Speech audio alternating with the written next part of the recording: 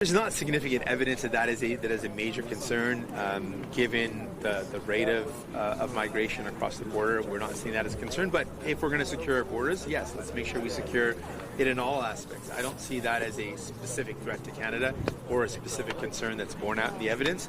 But when we secure our borders from the things we know are threatening our country, which are the drugs and the guns coming in from the States, we can also ensure that with more people, we can keep our borders secure when it comes to immigration as well.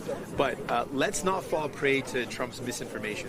Trump is spreading all sorts of things around to justify these tariffs, which are going to be harmful, not to just Canadians, but also to Americans. That's the fight that we need to bring, and let's not let him dictate the terms by setting arbitrary conditions around our border.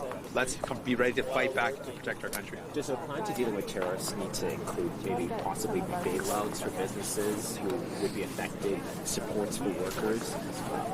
We've heard from Premier saying that we need to go back to maybe what we did during COVID. Is that something the NDP is calling for? Yeah, so when we talked about the critical mineral stopping the flow of critical minerals, we know that might impact, that will certainly impact workers.